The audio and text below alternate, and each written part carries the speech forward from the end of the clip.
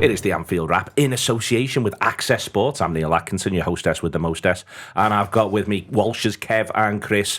And I've got Stu Wright. We are all full of the joys of spring after Liverpool go to Newcastle United and win by 2-0. I've mentioned there with Access. Access Sports offer a level 3 programme in sports media, which is the equivalent of 3 A levels, and they're recruiting for students to study alongside the Steven Gerrard Academy for September 2023. Students will get the chance to study and learn skills such as podcasting, content creation, marketing, written journalism, blogging, photography and videography. At the Anfield Wrap, for instance, we currently employ 13 members of staff in full-time roles such as this. Access Sport and SGA employ industry experts to deliver the programmes. They'll be working closely with us as well. I don't know if we count as experts, but we're pleased to be involved in other media outlets to ensure students gain valuable work experience, as well as helping to develop the course to make it future-proof and prepare students for the rigours and demands of the industry. It is accessport.ac.uk/TAW if you're interested. That's TAW. That's the bit you'd have thought that I got right. Accessport./TAW if you are interested and you want to find out more. We will crack on talking about Newcastle United versus Liverpool. It isn't a game, Chris Walsh, defined by the red card. The thing about the red card is that Liverpool are 2-0 up at that point, and an example of the current potency they've got on the counter-attack is the situation that leads to the red card. But it is changed massively by the red card, because I don't think Liverpool know entirely what to do, and the changes that Newcastle make, especially Saint-Maximin coming central, hurt us.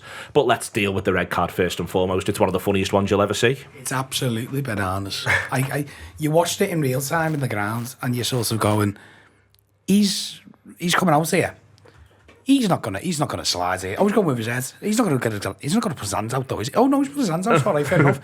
And it was kind of like, has he actually just done that? And if you put it into the context of the fact that they've got a cup final next week, what is he doing? What is he doing? And it's one of them where I think Liverpool started so well, and they've hit them with 2 sucker punches that his head's absolutely just gone. Like I don't understand what's going through Nick Pope's head. And he's a clever keeper. He's not a stupid fella. But essentially, his head's just in front of 55,000 people in the stadium and millions at home, falling right off. He's got 170 senior top-flight appearances, Kev. He's played for England. It's a reminder, we'll talk about both keepers because we'll talk about the excellence of the other one, and he's been one of their most important players over the course of the season as well. It's a reminder that it is, firstly, the most exposed position on the pitch, and secondly, it's the one where you get one thing wrong and the whole house can fall down in seconds, and my God, he doesn't just get it wrong, he gets it wrong times 10. Yeah, he's had a nightmare, but it's funny because I play in goal myself. I can see how he's got to that point. Honestly, it's so easy to get there. Because if you think about it, right, he's judged Alisson taking that ball with the big long kick from probably 100 yards away. Do you know what I mean? So he's trying to judge the flight of that ball, and what's happened is the ball looks like it's coming straight, and Alisson's just put that little bit of side on it, hasn't he? And it's just coming away from him. So as he's got there and thought, this is approximately where it's going to land, he's gone, oh fuck, no it's not. And then he's gone, oh, I'm going to get that with my head. Oh, no, shit, no, I'm not. And then he's just thought, fuck this, I'll do whatever it takes so that he doesn't score here. Because at that moment, his ego's just gone, I cannot allow Salah to go around me like this. And then he's gone, oh, shit, what have I done that for? Do you know what I mean? It's a proper brain fart, and you'd think professional goalies wouldn't do it. But in the heat of a moment like that, once you've made that decision, you're 40 yards out of goal, and you're thinking, I am going to look at it here. But he did not help himself on that score, did he? When he bounces off his face and everything, and it's the whole thing is... I liked it when he kicked Trippier. That was good as well. I feel a bit like where I've got sympathy in that insofar as I've got sympathy for anyone, Kev, is just that he obviously just misses the final, if you know what I mean. Like the red card, he'll miss the final, and listen, them's the rules, and you know the rules before you play the game. But it is one of those where you sort of do feel a bit like, you know, if they could play one game a season, if every team has one card a season to say, if someone gets suspended, can we knock it down a bit? This might be the time that you might go, you know, and it feels different because he's a keeper. If you sort of know what I mean, it feels different because he's a keeper as well. Like it's the most important position on the pitch, like to have your best one of them there, and they've got the hilarious situation now where Dubravka can't play because he was on loan at Man United. So regardless of what happens, Dubravka's going to get a winner's medal somehow, which is fucking bananas. I'm not even sure how that works. And then obviously our old mate Karius is going to actually play the final. Like, unlucky Newcastle is what I'd say on that. But the funny thing is, my mate texted me before. He said, I'm going to have a bet on Karius to be man in the match. And I was like, that's a bit of a mad one. And he sent me a fucking paragraphs on reasons why. And basically it's because Newcastle have got like a really mean defence, haven't they? So they don't concede that many shots on target. If they can somehow keep a clean sheet, regardless of what anyone else does on that pitch, Karius is going to get man of the match, isn't he? So a little betting tip for people. Indeed, Stu. There is, I think, it does change the game, and it changes the game. As I say, I think Newcastle respond to it brilliantly, but I think Liverpool are then in this mode of, well, we defo can't lose this. We defo have to win this now, and I think it does sort of shift a couple of mindsets. I think there's a bit of Liverpool playing for time, trying to work it out a little bit, trying to move them around. We know we've got that game coming up on Tuesday as well, which I think is also a factor. In a really weird way, if he doesn't do the thing that leads to the red card, I think there's a fighting chance Liverpool win the game 5-0. In that, Salah probably just scores. That's 3, and then at some point the game just remains extended, and Liverpool pick it off. As it is, it just skews the whole thing a little bit, which I'm fine with, because in the end it works in our favour. Yeah, I think it was the combination, though, wasn't it? I think of them simultaneously after 20 minutes having a red card and us being 2-0 up. I think if either of those hadn't happened, if they'd have got a red card with us 1-0 up, I think we'd have been a bit clearer still on what to do, and there's still a game to go and win. But it very much felt like this game is potentially over now, or we can just try and pick them off on the counter attack. And we invited pressure really, and didn't really know what to do. And I'm not really too bothered about that, to be honest. Like I didn't at any point in the game think we were really, really in trouble, and I just felt that we'd done what we needed to do beforehand, and it then just became almost like a bit of a non-event to some extent. It was dead funny, exciting, non-event. Both teams seemed to be set on the other team scoring, but it didn't have the same kind of sense of reality as the first 20 minutes, I suppose. But on that, Stu, just to sort of extend it, and we'll talk about the first 20 minutes, the quality of the goals, absolutely. But the other part of that was, on 63, we do our quadruple sub on the hour mark, but then about 3 minutes later, Eddie Howe takes off Isak, who's his star striker, Almiron, who's his top scorer, and Trippier, who's been his most important player at both ends of the pitch over the course of the season, with the exception of the goalkeeper. And then on 70, Joe Linton goes off because he's got a little bit of a tight hamstring. Those 3 subs on 63 was, for me, Eddie Howe going, that's that then. And I'm fine with that. Like, I think that's mature. They've got another game coming up, a big game coming up. And I think there was also an element of goal difference could be a thing. Let's just sort of keep it to 2 and let it go. But for me, that was just quite telling. That triple substitution on 63 just felt a little bit like if Howe could have pressed a big red button of this game stops now, and Jurgen could have pressed a big red button after Howe's pressed his one, if it lit up there and said, yeah, we'll take that too. It just felt like it was one of them at that point. Yeah, definitely. It was a kind of shake hands moment, wasn't it? And I think it had been brewing for a little bit beforehand. You could sense the longer the game went on, and Newcastle were knocking on the door but not getting anywhere, you could see that the manager was going to be thinking about, only got 10 fellas on here running around, and got a final next week. I don't want them to take any risks, and I don't want them to be knackered. And we're thinking about Tuesday. You know, the Tuesday night turnarounds is hardly anything. So I think it was just sensible on all counts really. And it's great that we put the game to bed before the red card, because I think it could have been a very different game. And that's not to say that Newcastle would have been more of a threat or would have won the game or whatever, but I just think that it would have been a more taxing game if it hadn't been for that. Chris, the way it opens up, the way it starts from the Reds' point of view, there's obviously the early chance conceded. It's a brilliant save from the goalkeeper, and the goalkeeper on the whole, as a Liverpool goalkeeper, has an excellent night. Come back around onto him. I want to talk about simply the quality of the opening goal, the ball from Trent Alexander-Arnold. And then we've had a bit of chat recently. It's one of the things you always say about any team, but you say it about Liverpool. What does a Liverpool goal look like? We actually got 2 examples of what Liverpool goals are meant to look like, I thought, yesterday. And this is a pure example also of what Liverpool, I think, especially whilst he's playing in this role, I think a Darwin Nunez goal looks like. He comes in, he's in the space between the full-back and the centre-half, and he's explosive, and he can't be dealt with. It's an unerring finish, it really is. It's a beautiful goal, really. It's a fantastic goal in all aspects, because it shows the best of Trent Alexander-Arnold. I thought it was really interesting. Kieran Trippier doesn't do that for any other right back in football for me. Trent gets on the ball and he panics straight away, and he's thinking, is he going long over my head, or is he going? And basically Trent does him the eyes from 70 yards and goes, actually, do you know what? I'm going to ping it into between the posts here to Darwin Nunez. And obviously he's like flailing his arms about it by the end of it, Trippier, because he's like, I don't know what I'm doing here. So it's brilliant from Trent Alexander-Arnold. It's the type of ball that we haven't seen enough of, or if we have seen it, it's not led to the moments where Nunez is getting on the ball and puts it away. I don't think Nunez does much different to what he's been doing generally. The difference is he is the back of the net. So he takes a touch, lovely touch, and then the ball's there to be hit. And that's what the one thing that Nunez does is hit it, and he hits it early very, very often. And this time it's gone in. That can be refined. Don't get me wrong. I'm not saying like I'm not being down on it. It'd be nice if he sort of took a couple touches and then sort of slid it under Pope or whatever. But it's such a finish, and what it does to the goalkeeper and what it does to the defenders is you don't know what he's going to do. You don't know if that ball's coming down off his chest. Is he going to shoot? Is he going to take a touch? What's he going to do? And the fact that he can take it so early and find the bottom corner in the way that he did is really, really positive. He reminds me, probably a bit of a mad shout, but I was saying this on the way back yesterday. He reminds me of a bit like Robbie Keane, and that feels like it's damning him with fake praise. But put the ball in front of him, a bouncing ball or a ball that's there to be hit. He'll find the back of the net 9 times out of 10, and I know he has recently, but that's all about variance. And it wouldn't surprise me if he gets 5 more of those chances and scores 4 of them, because that's what football is about. And essentially, Robbie Keane was 28 when he came to Liverpool. He was coached by Martin Jol, he was coached by Gordon Strachan. What Darwin Nunez has got there is something in his locker that you can't teach, and that is a ball that's there to be hit and they find the back of the net. But he's got Jurgen Klopp there to teach him all the other refined moments of his game. So it was a fantastic goal. It's beautiful to watch, and it looked like, as you said, Neil, it looks like a Liverpool goal in the sense that I can see that's how Liverpool will win football games and score goals. It's a nice ball from Trent. It's a good run from Nunez outside to inside. And it's a good finish. That's what he was brought in for, and that's what Trent does best. They've all pulled that way. There's one of the reasons why Trippier's got a decision to make, because they've all come to that side of the pitch. Liverpool have actually moved it around a little bit, Kev, for a minute or two in the lead up to it. Then Trent plays the ball because he sees the run and he sees where he is.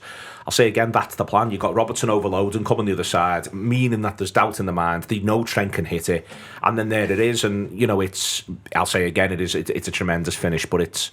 What's most exciting is you can see how that happens over and over and over again. And if it doesn't happen over and over and over again, it's because defenders are creating loads of room for Andy Robertson to attack the back post in the end. Yeah, 100%. That's where we've been so successful over the years with Klopp, isn't it?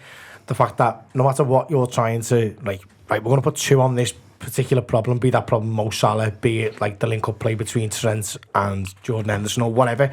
And any time you do that, all you're doing is you're just pulling the blanket, aren't you? And you're just creating a little bit of space somewhere else. The feet are exposed, and Andy Robertson's going down that way. That only works, though, when you've got top quality players, which we know we've got, but also when they're in top form as well. And the fact that they've got a little bit of a, look what we've just done there, and it's absolutely worked perfectly. And they've got now a Nunez who scored a goal. I know he scored a few, but there's still just a little bit of a... not in Liverpool circles, by the way, but in like wider circles, like a little bit of a jovial, easy load of shite him, and he just really isn't. He's going to be an absolute banger of a player for Liverpool, no doubt about it. I think anyone who's watched him has definitely come to that conclusion. But I think now, especially if people start seeing it over and over again, they'll be like, shit, we've got to deal with him now. And he's the type of player, just by his very nature, the fact that he's just such a big knobhead will attract 2 people to him anyway. And if you've got 2 people going to him, Mo Salah's going like that. Thank Christ, thank the Lord that I've been freed up. And even if it's not him, Gakpo now looks as though he's got a little touch on him as well, doesn't he? Another one who's been often criticised, but he's playing in a new role. I think he looks absolutely sound. So before you know it, you're starting to go, well, there's Jota coming back, there's Diaz coming back. And listen, it's a lot nicer to be looking forward to things like that than it has been the slog of the last 3 months. You happy with it? I'm a bit more of a Darwin skeptic. That is generally the reaction I get with if it. You say Everton are going to stay up later on, Stu, we're not making No, listen, I like him. I think there's loads that he's got in his locker. I think there's loads that he brings to the game. I think it bristles on me a little bit when people bang on about, he brings the chaos and all this. I just think it's making him sound like Ronnie Rosenthal. It's making us sound like Evertonians, to be honest with you. I'm interested in lads who play up front for Liverpool, who can put the ball out in the back of the net 9 times out of 10. You know, I'm interested in lads who can do the business all the time. And you know, I've said this before on shows, and Kristian said it before a little bit as well. You know, I'd like to see a more refined finish from him on a regular basis, because it is a case of Darwin gets the ball and blam, it's head down and blam, and most of the time it's straight at the keeper. Yesterday it's great in the corner, it's brilliant, it looks an amazing goal, and don't get me wrong, I was leaping in the air, made up, and you know, singing his name. But in reality, in the long term, I'm thinking I want to feel more confidence from this fella when he's going through one goal, because I don't feel it yet. And also, I'd say as well, Liverpool have got a plethora of options, and it's not for me, when Liverpool's front lads are fit, it's not a case of Darwin Nunez is a definite starter. For me, the definite starter in the team is Jota. That for me, centre forward, he's the one player apart from Salah, and you can't even really say that for Salah this season. But Jota is the player in the team that I think we look incisive when he plays centre forward. We look like even when he's off his game, like at the moment when he's coming back from a long-term injury and he's not quite there, he always looks like he's going to score. We look like we're going to score. There's a dagger at the front of our front line when Jota's playing, and he doesn't have the speed that a Nunez has. He doesn't have the trickery that a Diaz has. But I'll tell you what, he makes me think he's going to score all the time. Even that, that header that he put wide yesterday. That was an absolute textbook technique. It was literally millimetres wide, wasn't it? You give Diego Jota a few more games, and I am dead excited about the finish of this season because he is coming back more than anyone. I'm 100% in with you on Jota there. Just going back to something you said there about Nunez and his finishing.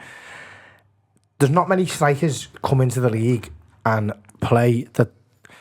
I'm going to wait this. There's not many strikers that come in and play the way that they ultimately end up playing from the start. So I'm thinking back to Suarez in particular, not just the Uruguayan connection, but I think there is a lot to be said about the similarities in the first seasons from both. And the refined finishes probably you'd think will come with a bit of confidence. A couple of them blammers go in and he's like, fucking hell, yeah, I remember this now, yeah, I'm onto this. And if you remember his finish at Anfield over Alisson for Benfica in the European Cup last year, where he dinked them. He got that refined finish in there. So I think that is definitely something else you're going to see coming out of his locker. Now, I agree with you. Our probably most natural finisher and most instinctive is Jota. I love him myself as well. But I just think Nunez, for me, I think that the whole chaos thing is being overplayed from an earlier point. I think now the reason he's causing chaos is because teams are shit scared of him. He's so fast. He's so technically good as well. He's got a few issues. He's a bit raw. But I'm absolutely fine with having the raw materials of a player. And the raw materials are, I'm fucking 6'3" or whatever. I'm absolutely off my head and I'm fast as fuck. We'll sort his finishing out. Do you know what I mean? We can coach that, can't we? I totally obviously hope you're right because he's got so much. He is dead exciting to watch, and if it all comes together, we have got some player on our hands. I just haven't seen it yet. I just need to see. I just need to feel a greater sense of confidence when he's going through on goal, like I feel when Jota's going through, or even when Mane was going through. Or I don't feel that yet. I feel like he's going to cause chaos, as everyone says. I feel like there's going to be loads of chances, but I feel like he's just as likely to miss an open goal or hit the bar than he is to blam it in the net. I'm sure we've been having this discussion about Suarez though at the time as well, which is what gives me the confidence that it's going to come good for him. I hope so. And the other thing, the way he finishes though, and I take the idea of everyone wants more subtlety at times. Everyone wants that from footballers. Shearer was never that subtle, and there's a lot to be said for absolutely. But then, if you are absolutely hammering it into the back of the net, you've got to be absolutely hammering it on targets into the back of the net. If you see what I mean, find the corners. But there's a lot to be said for when you end up looking at Shearer's numbers when effectively he sort of breaks through and he's 21, 22 when he gets his move to Blackburn, and then suddenly it just all sparks and he shifts from being what looks like a 1 in 3 player at Southampton to suddenly being almost a 1 in 1 player at Blackburn. That is there. Just one thing on that. What Shearer was really, really good at, because he did just blam it, but he'd always blam it in the corner. And yesterday's finish, it was in the corner, and it was hit so hard. It was in the corner before the keeper could even move. And I think that's the thing with Nunez. I've not got a problem with it, with him absolutely leathering the ball, but it's in the corner because up till now, most of the time, it's down the keeper's throat. All fair. Move along, Chris. I want to do a little bit of a statsy bit. So since back from the World Cup, Newcastle have conceded 5 chances from not including a penalty, 5 shots, not including a penalty, that have been of an XG better than 0.2. 3 of them come yesterday. 1 is the Jota header late on. 1 is the Nunez chance, and the other one is the Gakpo chance that he takes, obviously, to score. That, to me, this is a side who've been really well organised, who've been good at smothering the opposition, who've been good at making it hard for teams. Liverpool rock up, and within 20 minutes, they've undressed them twice. And I think that we've had a lot of doubts about this team this season, rightly so. The league table suggests rightly so on those doubts. The fact that they're back to doing that sort of thing, in that sort of ground, that sort of opposition, on a night like Saturday night, with everything going on around it, says to me Still on the green shoots, but Liverpool may be coming back towards what we'd consider to be a boil. Players find the form, ultimately, especially the front three. You know, the 2 goals come from the fact that, Nunez scores the first and then Salah sets up Gakpo for the second. That's what you want from your front three, and that's not what we've been getting from the front three in any iteration. Because essentially, we've looked very blunt, we've looked very, very passive, to be honest. And what we saw yesterday was essentially 3 players doing the best that they could do. But we looked drilled, I thought, as well. Not just that the players themselves are playing well, and it's interesting the response to the Gakpo goal. Like, it almost felt a bit like we've worked on that. I always remember, for instance, Gerrard to Benitez in 04-05 when they scored the goal against Arsenal that Alonso scores, and he turns around like, yeah, that was the thing we did in training. Yeah. That to me looked a lot like we've worked on this for this game coming up against these. It felt like a set piece. Yeah. It felt like a set piece. I'd say both goals felt like set pieces, especially the Gakpo one where he comes deep, he collects it, he pops it off, and he doesn't have a burst of pace into the box. He just saunters, and it's kind of almost like he's killed them with kindness, because they don't really notice the fact that he's just sort of sauntered. And Salah gets two seconds on the ball, ping, there we go. And it felt like very much if there was a playbook, NFL style. I know that you love that game, Neil. But NFL style of, this is what we'll do, this is how we'll do it, and that's how it's gonna happen. In previous away games, Wolves, Brighton, Brentford, it really didn't feel like we had a plan to hit the opposition with whatever their weakness was.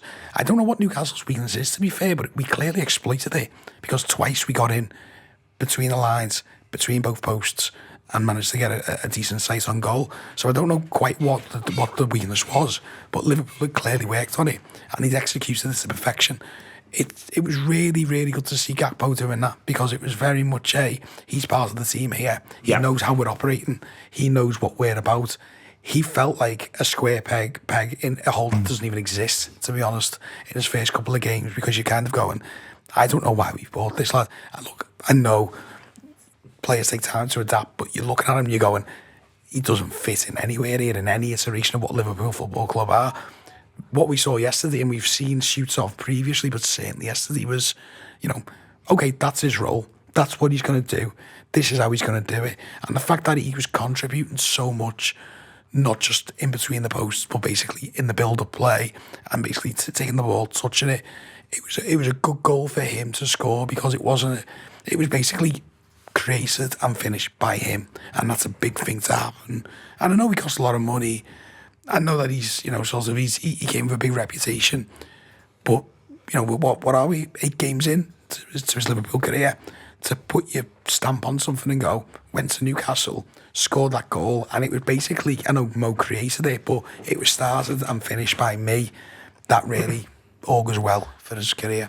What I like about his performance is he actually doesn't get on the ball all that much, but he's constantly working. It looks as though he knows where he's meant to be there. And then at the key moment is when he comes alive. You can do a lot of number 9 chat about what we do or don't think is a number 9, especially these days, Stu, with the notion of sort of what we've seen Firmino do and all of that. But one of the things that a number 9 does is not be that present in the game and then ultimately score a key goal. That's one of the things. But the other thing that a number 9 does is work hard, and he puts more pressures in than anyone else, with the exception of Henderson. Over the course of the time he's on the pitch, he's not even on the pitch for the full 90. He works ever so hard. He gets his goal. It's quality. Yeah, I thought he looked like a player who now understood his role much better in the team. It's his last couple of performances have been night and day from the first few. Like Chris said there, I mean, my WhatsApp groups were all saying, like, I don't know what he does. I don't know what the point of him is. But now you're seeing it, he's a big lad. I mean, he's absolutely rapid. I mean, when you look at the goal that Mo scored against Everton the other on Monday, I think it was massively overlooked how rapid Cody Gakpo was getting from one end of the pitch to the other to keep up with Mo and Nunez. He was the only one who could, and he does offer. He's clearly got tools, but now he looks like he understands where he's supposed to be. And I think it's no surprise to me when you look back at those 2 goals. Who was playing in the centre forward position when the first goal went in? Darwin Nunez. Where was Gakpo? Right, then for Gakpo's goal, Gakpo appears on the left, picks it up on the left. Nunez is more central, and then Gakpo's run is inside, back into the centre forward position. And we've got loads of lads who seem to be able to play on the left or up front. And I think there's a bit of a thing going on here where we're redefining what the number 9 role can be in a different way than what we've done it before with Bobby, where they're just interchanging, and who are you marking, and why is he over there now, why is he on the left, and where's he gone? And you said there before he just sauntered in, like, killed him with kindness. I don't know where, think they know where he was. I think he was like the invisible man to them. He was off the radar. So I think it's really, really promising what he brings to the table now. But I also just wanted to mention that that goal, that whole thing, that move becomes possible because of, I'm sure we'll come to talk about him anyway, but Bajcetic, the way he took the ball off the centre half in his own half and opened his body up and turned, that just opened the game up. That opening of his body up was unbelievable. It was so good. Yeah, so this good. Kid is mature beyond his years. It's so simple, isn't it? But it's not, because if it was simple, if it was simple, everyone would do it. The way he takes the ball, as you say, and he takes on the half turn and he just comes out with it, and you're just like, fucking hell, man, he's so switched on. There was 2 moments of absolute class in that goal. One was Bajcetic's turn and then opening the game up, and the other was Mo Salah's pass. I mean, the run was great and it was sneaky and all that, and we talked about how that's been worked on, but Mo Salah makes that run with the quality of that pass. I mean, he makes that run look genius, because that pass is incredible. Bajcetic, over the course of the game, does a very solid Gini Wijnaldum impression. Henderson as well, the two of them. They don't get on the ball all that much. They work ever so hard. They close down the space. You get to see the two of them do it. Bajcetic, especially that pass, that turn and pass, is an example of it. Being able to move the ball up the pitch, carry it up the pitch, be strong, look after it. All the above. There's a lot to be said. There's a lot to be said to being able to move the ball through that central third of the pitch. If you can pick it up where he's picked it up, which is probably just on the edge of our defensive third, turn out and with one touch be over the halfway line, and before you know it, they've gone from trying to close our goal kick down. I think whether it was a goal kick or whether Alisson started, I can't remember. But they've gone from a set position, and it will be a set position, by the way, because Eddie Howe's proper drills it into them. And they're like, okay, we're fine here. We're absolutely no problems at all. And every pass we played there was played to a man under pressure. Not over the top pressure, but let's put it this way, I wouldn't like to receive them type of passes, you know, but these are professional footballers. But then Bajcetic gets it, and he's got the presence of mind to be sides on instead of square, and that opens the whole pitch up for him. And when he's gone, isn't he? And once you can move that ball through that central area, which I think we've been lacking a lot, because we've been going wide, and once you shuffle it out wide, you give everyone a chance to become compact again. If it's coming directly down your throat, sometimes you're thinking, shit, I haven't got time to look where my man is, let alone look where he is and then where I need to be. And that's the type of panic that a player like Bajcetic can bring in, because his natural game is not necessarily all about just passing it the way he's facing. A lot of midfielders do that, and it's a good thing to do. It's a good thing to have in certain situations, but to have the ability to also go, this is the time when I'm going to open it up and it's going 50 yards up the pitch. That's the one. He's raising the bar for Fabinho. I don't want to sort of say Fabinho is playing better because Bajcetic is there, but I think he is. And I don't think it's as simple as sort of going, well, he's got a bit of competition now, so he's sort of raising his game, and it might be the fact that Fabinho's had a terrible first half of the season, but I think the platform that Bajcetic has given him, which is completely, I think he's just helping him. I think he's just helping him. There's legs around him. Yeah. There's legs around him.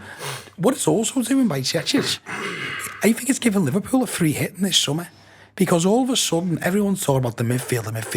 We need midfielders. We need these midfielders. You could go out, and I'm not going to profess being Phil Blundell and knowing every midfielder in Europe. But essentially, Liverpool can go out in the summer and he can take a bit of a free hit on someone. He can take a stab at someone for 15 million, for 20 million, and go, do you know what? If this doesn't work out, we can sell them on for profit. And probably. And do you know why it's all right? Because we got Bajcetic here, and he's 19, and he's going to be a proper focal point for Liverpool for the next 5, 10, 15 years if he needs to be. So it's really helping the mood around, when we're losing at Wolves and we're losing at Brighton, and you're going, oh my God, what's going on with this? What is this midfield? I don't see how Liverpool get out of this hole midfield-wise without spending 250 million on Bellingham and Mount. And what it allows Liverpool to do is go in the summer, right, okay, we'll go for that big hit, Bellingham, whoever. But you know what? if we want to go for 15 million, 20 million player, a Caicedo, before he moves to Brighton, we can do that maybe because we got a player here now. We've actually got a first team player who's 18 years of age. And it's not like the new man's going to knock him out of the team. But essentially what it means is it isn't all on the midfield in the summer. And that's massive as much as anything else for me. Still buying 3 of them, though. Got to buy 3 of them. For 250 million, ideally. But you know what? All 3 don't have to be a hit now. And I know that's probably... No, I'm fine with the idea that all 3 don't need to be a hit. And I think that does give them a little bit of... Like, it's one of them where they do Bellingham and Mount and they could do one mad one if they want. Like, I'm still not that enamoured with the man at Wolves, who I think looks tidy. But, for instance, maybe you roll the dice and see if you can get someone other than him who's been off-linked, you know what I mean? If that was the thing. And I'm comfortable with that. On Fabinho, just quick, Stu. Betted again, gets the full 90, does a lot of it with the yellow card, to be fair. It was almost as though the manager was putting it on his toes a little bit, I felt, which I think the manager loves to do at the best of times with him. But I thought, they do Batches off, they do Henderson off on that hour mark. Fabinho was then left there. Does fine. I actually think also grows into it again. I think if I take his games, his 2 games back-to-back now against Everton and Newcastle, I feel as though in every 30 minutes he's got better, which is what we needed to see because the starting point wasn't great. Yeah, no, I think you used the right word there. I think over the course of the 2 games he's just played, I think he's been fine. And I almost want to look back at Fabinho's history and go, aside from this season or the last 12 months, when Fabinho would come back into the team following injury, he'd always take a few games, He'd always take a few games to find his legs again. And so I'm at the point where I'm like, okay, I'm hoping that, a little bell has rang in his head and, maybe the enforced rest has done him good, whatever. But I almost kind of want to just put a marker down now and almost forget what he's been like for the previous part of this season and go, this midfield looks the best balanced midfield that we've had in ages. So let's go with the idea of Fabinho. He's doing fine. He's doing okay. No problem. The 3 of them are working well together. Let's go with the idea of 3, 4, 5 games down the line, he's going to be potentially imperious Fabinho again, or certainly 3/4 of the player that we know he can be. And that could be enough. That could be enough with Bajcetic alongside him as well, and Henderson now playing really well again. That could be enough. Can we have it's probably another whole separate podcast. There probably needs to be a Thiago conversation here, because I think Thiago's Liverpool's best midfielder.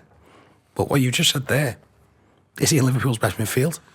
Does it actually suit Liverpool for the way they play? The way they played at the moment, is it a situation? This isn't me being anti-Thiago. I think he's a fantastic footballer. Is there a situation where what Liverpool need right now is not Thiago, because he's almost above the level that we need to be playing at? Well, the right now point I think is a key part of this, because I still think this is still about rebuilding a season. This is still baby steps, and where we are in 4 weeks is when he comes back from this injury. And I think also there's another phase of this as well, which is a sort of an overriding criticism, not least because of how much he called for it out of the manager all season. You get 5 subs. So the idea, I think, as we get, as it continues to sort of move along this season and the improvements hopefully continues to come, for me, we'll sort of see where we are then, because if we feel as though we're motored and we're paired or we've been on a good run, I think it's then a different Liverpool side for someone to then come back into. And also, at the minute, let's be clear, effectively Elliott and Milner get half an hour. There's loads of room for everyone to contribute. Especially if we do what we hope we do against Madrid. We'll come on to Madrid in a second. There is going to be a point as well where we need to look after Bajcetic. Yeah. There's a point where, I don't think we can keep going to the well with him every game for the rest of the season. But I completely know where you're coming from with this, because he is Thiago's by far the best midfielder.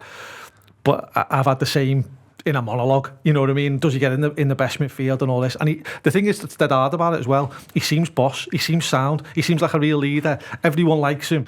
And when you look at his stats as well, you look at he's pressing as much as the rest. He's winning more tackles than the rest. His passing's as good as everybody. So why is this on him? Because the obvious lazy narrative in the media is that since he's come into the team, he's slow Liverpool down, or he's a luxury player. He doesn't tackle as much or press as much as the others. He does, and he's more successful at it than the others. So I can't really work it out in my head, but I know exactly where you're coming from, Chris, with that. Talk about the goalkeeper, Kev. It's a phenomenal performance. The key moments, his key saves are the ones that come obviously prior to when the game's 0-0. That is, that's the truth of the matter. I think that the game obviously moves a little bit differently. if, for instance, Newcastle had scored when they were down to 10, Liverpool would have responded, I think, in a different way. But all of that said, he's still there all the time. He's still willing for Liverpool all the time. He's still doing the business for Liverpool all the time. He makes these saves time and time and time and time and time again. He's the best in the world. Yeah, definitely is the best in the world. And it's funny, isn't it? Because a few weeks ago, who was it against where he passed it directly to their strike and he scored at Anfield the other week? I can't even remember. Wolves in the cup. Wolves in the cup, yeah. And you're like, fucking hell, what are you doing, lads? But we've all got that brain fart in us. But then you have a game like this and you're like, that just shows you the difference having the best one in the world in that position makes is absolutely unbelievable. Because not just because of the saves, but because imagine playing in front of him. Do you know what I mean? You just like a comfort blanket all the time. Listen, I know if I make a mistake here, it's bad, but it might not be the end of the world because of how good that he actually is. And players like him as well. If you've got a goalkeeper like that, regardless of how poor you're playing, you're always in the game because you might concede a goal or you might even concede two, but you're probably not going to concede more than that. And 9 times out of 10, you're probably not actually going to concede any. Once you bring back the defenders as well, we've got Van Dijk back in there yesterday, done all right, didn't he? You start looking at it and going, well, other teams are going, well, how do you start breaking that down? And it's nice to think that because of the way we're playing again, teams will have to start thinking that, because for a while it was just like, he might be the best in the world, but if you keep giving everyone 10 shots against him, he's going to concede 3 goals because we're playing in the Premier League here. Do you know what I mean? And 9 times out of 10, the goals will come from an absolute cock-up in our own area from one of our own defenders. If you put him in a one-on-one or if you put him in a shot-stopping situation, I'd back him over anyone else in the world. I think you get to see from both keepers in the end, Stu. And it'll be Pope in this. Dubravka makes 2 excellent saves, one from Henderson and one particularly from Nunez as well. You know, what the value of that is. The difference is that Dubravka is, in inverted commas, and again I mean it with the greatest of respect, a shot stopper. The thing with Alisson is brilliant at one-on-ones, brilliant at shot stopping, brilliant with the ball, plays the ball that results in the situation that Pope gets sent off, offers this air of calm to everyone. You know, it isn't just about stopping the shots, but it helps massively that he's absolutely brilliant at that too. Yeah, he's incredible. And also, you know, we've bought a keeper, you know, when we got him, that was fit for purpose for the way we want to play football. I think when you look at, you mentioned Dubravka there, and you look at his performance and Pope's, it's different because all of a sudden Newcastle weren't pushing up. Newcastle were playing fairly high until Pope was sent off, and a little bit earlier in the game, Pope had done the same thing. He comes a long way out, doesn't he? Yeah. Early. Yeah. And Pope, for me, has always been a line keeper. He's never been a keeper that is a sweeper keeper, but he's been asked to do that, clearly. Either by design or he's took it upon himself because they're playing so high. He's been doing it all season. He's done well at it as well in the whole. Well, it's a new string to his bow because it's never seemed something that I've thought he was comfortable with. I've always kind of pigeonholed him in a little bit in the De Gea mould, where he's a box keeper, he's a shot stopper and really, really high level one. Whereas Alisson can do it all. Alisson can absolutely do it all. And do you know what's worth saying about Alisson as well? We've talked about so many of our players this season have had, dips in form simultaneously. But if you go over a long period of time as well, even when the team's playing well, certain players will have dips in form. His standards never drop. His standards never drop. I mean, you talk about the brain fart there. I mean, we look at that and anyone can have that one. But that's not standards dropping, is it? That's just like a one-off moment. Yeah. That's not like a period of like 10 games where you're like, what's going on with him? Yeah. And all players tend to have that. He doesn't. And, you know, there must be no greater comfort blanket than knowing that you turn around and he's there, because he's so reliable, he's so cool, he's so calm, and he just exudes that confidence. He's physically really unorthodox. Loads of what he does, Chris, is just, you know, it's stuff, it comes back to how he's, once you know it, and you've got to be careful not to oversee it, but he does things that just do bring the handball thing into mind, the way in which he uses his body, the way in which he gets momentum on the ball, for instance, as well, the way in which he arcs himself at times. Everything about him it isn't the way normal goalkeepers operate. On top of his brilliance, he's an unorthodox proposition for an opposition side. He is. I'd say he's probably average size for a goalkeeper, maybe. I mean, what is he, 6'2", 6'3", but it's the way that he uses his limbs. The only thing I could probably compare it to when I was growing up was Peter Schmeichel, but I think he's far more nuanced and refined in the way that he uses his limbs and the way that he closes angles. It almost feels scientific in a weird way that he's processing it. Right, the striker's got the ball here, So I'm going to put one of my limbs out here, and I'm going to put one of my limbs out. It's not a reaction. It doesn't look frantic, does it? No, it doesn't look fast even, because it doesn't have to be, because the angles have worked out. So it's almost like he's going over in his head and going, this is actually the optimum sort of spread to make for this moment. It's fascinating. It's spot on what you say in terms of it always feels like he's in control. It never feels like, oh, he's run out here and this is a bit of a danger point for us. He knows exactly what he's doing and why he's doing it, and it's really, really interesting. I think we bought him in 2018. I think he had that one dip, didn't he, around about when he lost his father. I'm not saying that was sort of correlated, but in the COVID season, he was getting down longer for shots, that kind of thing.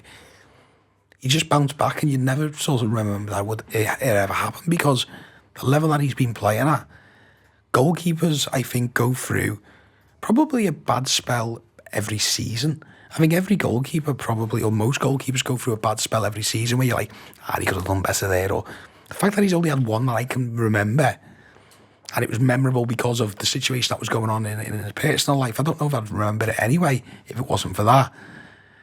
In what, 5 years? That's unbelievable consistency. That's unbelievable level of performance, and I think it is all down to John Achterberg. There we are. There is, Chris. Last little thing I wanted to say about the game there, and we can hear it in your croaky voice. It felt like often doesn't come through for any away support on the telly, the nature of how the away end's going at Newcastle. It felt to me the loudest away end this season. I wasn't there, you were. Did it feel like that to you? Yes, it did. It was really interesting. Newcastle's not a good away end because it's so far away. Yeah. I'm the lactic acid in my calves are saying that this morning. But it's not a good away end, but it was absolutely bouncing. Obviously the game state helps that, but it just felt a little bit different, and it felt a little bit, they had something to hold on to. Liverpool have been good for so long.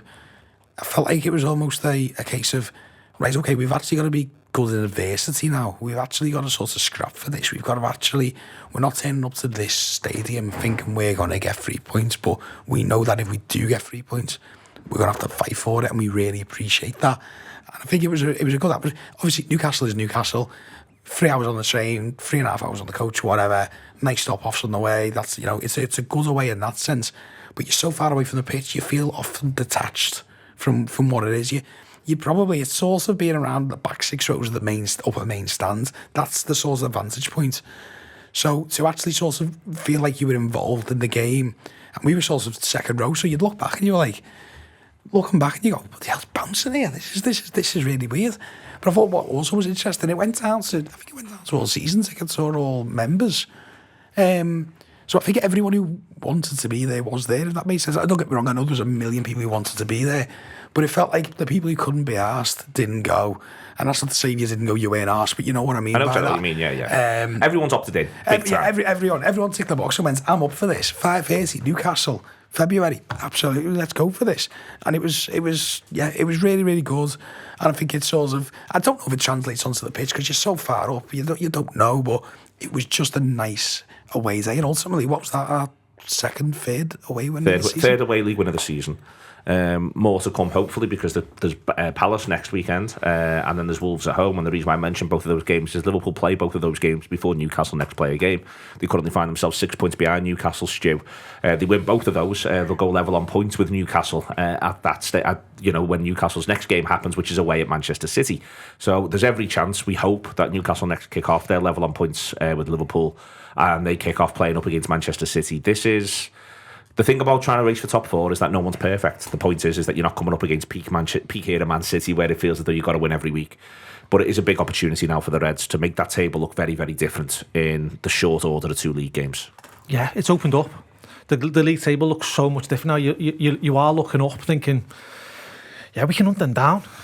We can chase after these, and I think everyone above us will be looking nervously over the shoulder, because Liverpool, you mentioned a couple of games there, the Crystal Palace and the Wolves game, but we've got Man United at home coming up soon. But aside from that, Liverpool have got quite a tasty little run in the league.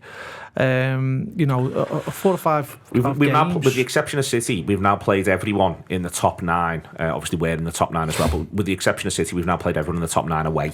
So that also is good news from our point of view. Yeah, and you do get a sense of renewed purpose as well from the players when you hear them being interviewed. You can see the managers. He's got a little twinkle in his eye again. He was asked specifically about it. Did he think Liverpool should be looking at that, and did it have the feeling of the comeback that we had in the 2021 season? Yeah. And he said, yeah, it does feel like it. And that was prior to the Newcastle game, and I think he was loath to go too early on this, and I'm sure we all are as well. But there is a little bit of a sense of, okay, bit of momentum now. We've got players coming back, and fourth is absolutely within touching distance if we can just get on a bit of a roll now. It felt very much like that season that you mentioned, the Wolves and the Arsenal games away, where I think they lost 6 on the bounce at home, and they might have had I think they won away at Sheffield United in the middle of that, but ultimately it was a terrible run. Lost 6 on the bounce, and I think we lost to Fulham. It might have been the last team that we lost to at home, and you're like, that's it. I think it was 9 points, and we played the game extra, and you're like, no, that's it, done. Sort of just have to sort of accept that this season is written off. Then we go to Wolves and we win 1-0, and then we go to Arsenal and we win 3-0. Felt very much like that, these two games where it's a bit like, oh right, okay, win these and there's something on. And then ultimately what happens is that I think we end up finishing the season 10 wins, 2 draws. I think ultimately that's the way, you just said it there, win this one, see what happens. Win the next one, see what happens. You're looking, obviously we've got Real Madrid coming up, massive game. But then you're looking to Saturday and thinking, if you can pick 3 points up away at Crystal Palace, the confidence that'll give the players because of the games that we've lost recently of a similar ilk. You're talking Brighton, you're talking Wolves. You could throw blankets over all these clubs. If we can go to Palace, and they're not in a great vein of form at the moment, are Crystal Palace, by any stretch of the imagination, and get another 3 points, you just start, everything just feels rosier, doesn't it? And then you look, okay, we've got 2 home games then, within a week, Wolves and Man United, and you're thinking, well, there's a potential 6 points there, no problem. And I said on another show the other day, I think it's important for the rest of this season that we don't start going for listen, shoot for the stars by all means, but do it by going for 1 game at a time. Next game is the most important game we'll ever play. We'll talk about Madrid in a second, because I feel the same thing about the Madrid game, and I'm going to say it, and I felt the same about the Newcastle game, and I felt the same about the Everton game. Let's just get to 20 minutes and have not conceded. Just get to 20 minutes and not conceded, and what will actually happen is everyone will feel better about it, and we're still a few games off the idea that you take that as read. They get in. It's worth saying. The reason why we're raving about the goalkeeper is he has to make the save. Yeah. Literally our opening goal against Everton comes from them hitting the post. We can't take that as read yet, and it's the idea that you haven't just got away in it by just focusing on one game. For me, it's almost like focus on the first half an hour. Yeah. Get the first half an hour, and then we'll do the next bit. And they do that. In the end, they do that brilliantly against Newcastle. They're the type of things that happen though, like focusing on getting to half an hour at 0-0. They're the type of things you say, like you'll say, okay, when was the last time we did this? And then you go, okay, well we've done it now twice. And then you start going, okay, if we do it our next game, it's 3. And before you know it, it's become the norm again. Yeah. And that's what we need, isn't it? We just need a little bit of lived experience of getting to 20 minutes with 0-0, or even better, maybe like we did yesterday, getting to 20 minutes with 1-0 and then 2-0. Perfect, ideal. But it's got to be built from that solid foundation, hasn't it? Of don't give any gifts away, and we look less likely to give gifts away. Listen, it's a very short sample size I'm talking about. It's 2 or 3 games, but you've got to take what you can find at the moment. And as you said before, we don't necessarily have to be perfect either. We're going for top 4, we're not going for number 1. So there will be slip-ups in there. It's just how the players deal with it. And it just feels like the players that we've got coming back now, it just all feels a little bit more grown up than it has felt for a long time. Bottom of the table, Everton, Bournemouth and Southampton all win. Southampton's wins absolutely from left field, although they have a really good record at Stamford Bridge in a crazy, crazy way over a number of years. I should have known that before I picked me last man, Chelsea. They do have a really good record, Chris. It just shows that bottom of the table is going to concertina. There's now 5 points between 16th and 20th. West Ham have got the game in hand. They play Spurs today at the time we're recording as we're doing this, so that game against Spurs is coming up. It's the way it's going to be at the bottom, I think. It's interesting. It was a big win for Everton. They needed to get that, but it doesn't show that they've got a pathway to scoring a goal yet. On the other hand, all of that said, though, they look like they're going to be a difficult proposition at Goodison. There's no getting away from that. Yeah, and I think that's what everybody expected when Dyche came in, is that at the very least he will make them difficult to beat. I think Everton 1-0 is a good bet for most home games at the minute, because it feels like if they are going to win, that's how you win. It's 1-0. Must be a bit of a bitter blow, to be fair, to win 2 of your last 3 and still be absolutely smack bang in the mire. But that is what it is, and I think that's exactly what this relegation battle is going to be. Bournemouth look quite tidy. The players that I've never heard of. I won't lie, but just to putting together a bit of a team there. Southampton, obviously now, it's going to be interesting to see what this new guy does if they do give him the reins. He seems like a really, really interesting proposition. I think what it essentially comes. I love the extent to which he used his press conference to say, "I've been waiting for this job. I'd like this job. Give me this job." But then went and won the first game. To be fair to him, at Chelsea, you do feel a bit like, well, you can't argue with that, can you? He looks great as well. Have you seen him? He looks the part. Looks like he smells lovely. Yeah, he really does. Good aftershave. And I think it's an interesting one because I don't think what I always thought about this season was potentially, looking at that bottom half of the table, or the bottom 6, bottom 7, is that the one team will just sort of prop up the rest. And I thought it'd be Bournemouth. And then I thought, to be honest, under Lampard, it might have been Everton. Yeah. I don't think we're in that situation now. I think all 3 relegation spots are up for grabs. And I think 7 teams could go down. So it actually becomes a bit of a, mathematically, you've only got half a chance of staying up in a way. That's the way we need to look at it, Chris. I like that. But it's I don't think there's any terrible teams. There's no Aston Villa 2016 here. There's no Derby 2008. These teams are all capable of actually winning against each other, first and foremost. And I think that's where it's going to get decided. Absolutely. On his Wikipedia page, by the way, Ruben Sellers, it ends with, he again took temporary charge of the team after Jones was sacked in February 2023 and beat Chelsea 1-0 as caretaker. Legend, keeping our club. Saints love you. It's on Wikipedia, so it must be true. I'm just intrigued by him. I am absolutely intrigued by him. He's been an assistant since 2010, knocking around a number of different clubs, and came into Southampton in the summer and has just basically said, I've been waiting for a job like this for 5 years. Give me this one. We'll keep our eye on that one as it goes all the way through. Madrid, Stu, part of the reason why we're doing this on Sunday is because of Madrid, because of excitement. For me, this is the same as Everton, and it's the same as Newcastle, where it's just don't do anything daft, Liverpool, because this is going to get decided in Madrid. That's the truth of this. Liverpool could win this 2-0, and I'd still think this is going to get decided in Madrid. Liverpool could draw it 0-0, it's going to get decided in Madrid. Liverpool could even lose the game 2-1, and I'd still feel a bit like this is going to get decided in Madrid. It's because of what they did last season in that ground, game after game after game, against all different types of opposition. They came back from every single bit of adversity. I just really struggle with thinking this is anything but. I always feel like Tuesday, I'm really looking forward to it, because I just sort of feel like the business is going to happen at their place, and I'm all right with that at the moment, because we'll have players back, players sharper. I'm all right with it. I'm excited. Yeah, I'm excited. I'm a lot more excited than I was a week ago. But I think we've got to. I think we've still got to answer the question in the game of what we're doing about Vinicius. I thought Rafa did a really good little piece last night post-match, where he was talking about Liverpool's fullbacks needing to play on the cover to support the centre-backs. When one goes, one's got to stay. And it's, he was giving evidence of how that's not typically happening. When we're on the attack, both are looking to go on the front foot. And I think that Vinicius question, playing in the channel getting in the channel between the centre half and the fullback, or even just being quick enough to get round the back of the fullback and arrive in space. I think Liverpool have got to have an answer for that question of how we're going to handle it. I don't think it should just be a case of same old, and let them worry about us. I think that's been proven time and time again against them not to work. So I think Liverpool just needs be a little bit canny about that. And there's been times this season where Trent has been more disciplined in his role. He's been instructed to, and he's got on board with it and done well. It's got him through certain games, and I think that might be necessary and really free up Robertson to go on the attack. Is Benzema fit?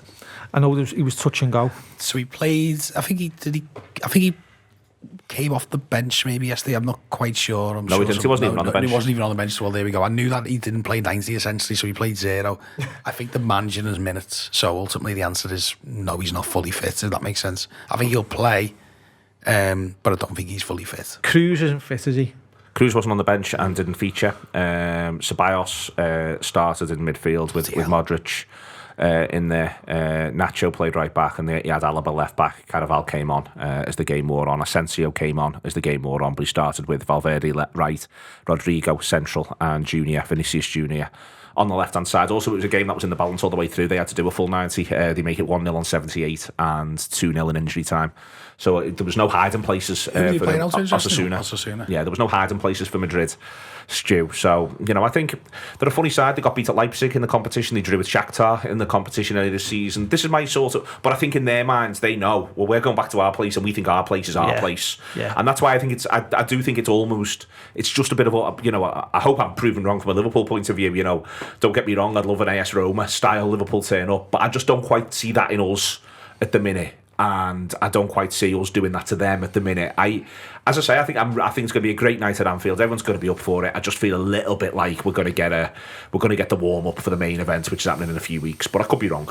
I think I think it's possible though there could be decisive blows either way though. I get what you're saying. Inevitably, it has to be the game will be won or lost. Though the leg will be won. The tie will be won or lost in the away leg.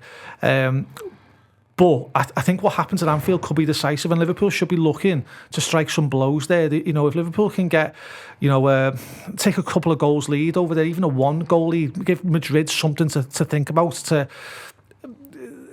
have to force at their own ground, that might be to our advantage.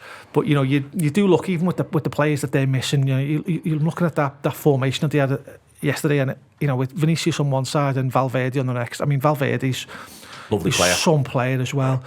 So they are going to pose Liverpool questions, and they're going to be a threat. They're going to be in our heads inevitably over it because of the history we've got with them as well, with such a close period of time as well. So, but it'd be great if we can just hit them on the even in a home game, even if we can play on the counter and hit them with the pace of Darwin and the dagger that is Jota if he's back in the team.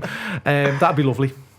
Yeah, the fact that we got back to a functional midfield makes me a lot more confident than I would have been if we were still trying to sort of muddle through with this 2 and a 1. And it's mad to call it the Thiago problem. I said this on a show the other week as well. I'm much happier with 3 very much is our job, Gini Wijnaldum type midfielders in that game, especially as the thing, I didn't see the Rafa thing, but the importance of covering fullbacks so as not to be hit on our attack. Well, you don't necessarily need the fullbacks to do that covering, do you? It's Henderson on the one side and Bacic on the other, and that's probably where our greatest threat and strength comes from, because we can try and overload and we can commit, and we can be thinking, okay, well, listen, if it goes wrong, they can score because they're great, but there's less of a chance of them just carving their way through us like there was a couple of weeks ago. So, listen, the European Cup against Real Madrid, what's not to love? Is Courtois still out? Courtois back. Courtois is back. Okay, that's. I don't know if it is a blow. I mean, you got the final in your head, haven't you? Because obviously he's the man of the match. He's often been excellent against us, is what I would say. It's quite annoying, isn't it? When he was at Chelsea as well, like there was a couple of League Cup games where he just from nowhere turned. He didn't turn into Levi Ashton. He's one of the best goalkeepers in the world. Yeah. Let's be clear about that in general. But it's like he goes up to another level when he plays against the Reds sometimes. Yeah, absolutely. So I mean, I think it's we are as a team in a very different place to what we were in May 2022. There's no getting away from that. But ultimately, we absolutely pulled their kecks down and should have won the game. And I don't know if we have this, this sort of perception of Real Madrid and what they are, and if that's actually true, if that makes sense. Because I think if you look back to what they did in Europe last season, it was a ridiculous run, and I think we got so caught up in our own bid to an immortality that we forgot that basically they'd come back in ridiculous circumstances in the last 16, in the quarterfinals, and destiny was on their side as well. We thought destiny was on our side. It could only be on one side, basically, and it was theirs. I mean, in the knockouts last season, they lose 3 games. Yeah. And it's worth dwelling on the fact that they lose 3 games. They turn it around in Paris Saint-Germain in no time, and Paris Saint-Germain absolutely quake. They get a really good win at Chelsea, but then Chelsea go there and Chelsea deserve to go through ultimately. And City beat them 4-3, and they were hanging on for dear life against City. But, and this is the point for me, Chris, is that when they feel it, and that's why I know I'm not saying Liverpool can't land blows. That's not my point here. My point is that they'll feel until the final whistle goes at the end of the game at their place like they've got not just every chance, they'll have this weird feeling that they're favourites. No, and I'm sort of all right with that, genuinely. I think all of that plays into our favour a tiny little bit. I almost want them to feel like that, because that's how, for instance, you effectively hit teams on the counter, is when they're thinking, no, this is coming our way. But that's also the other reason why I think they'll turn up and be very, very patient as well. And if anything, try to kill the game from being much of an event. And ultimately, it's Ancelotti. It's the Champions League. He knows what he's doing, and I think that's how he will approach it. I think I can see Tuesday being quite drab, to be honest. I think what their big purpose will be, because ultimately they haven't had this team hasn't had an Anfield European night. Yes, they did, but it was empty. What their purpose will be, first 15, 20, just very similar to Liverpool. Just don't make a mistake. Don't mess up. Don't give them a scrap of anything to hold on to. Keep it to 0-0 on 20, and then see where they go. And it'll be really interesting to see if that is the approach. That's what I think the approach will be. I think it's easy to forget, basically, that, ultimately, these are, in terms of European, they are the ultimate European royalty. I know we say we are, but, what they've done speaks for itself. They won 3 years on the bounce, including against us. They go, sort of, what Real could end up doing now is that it's a bit like us in the cup competitions and domestic cup competitions, where it feels like it's all or nothing. So it's one of them where if they're not feeling it, Neil, I think that's where we've got the opportunity, because, they go out to Ajax and they go out to, was it Atalanta? If they're not feeling it, they could easily just fold, capitulate, and we can make a real statement there. It just depends which Real turn up and if they feel like this is their year of destiny again, because they get it in the head. We've won it twice, we've won it 3 times. We gotta, we keep on coming back. When they feel like their name's on the trophy, they etch it on themselves. Yeah. That's the big thing. But when it's not like that, anything's possible.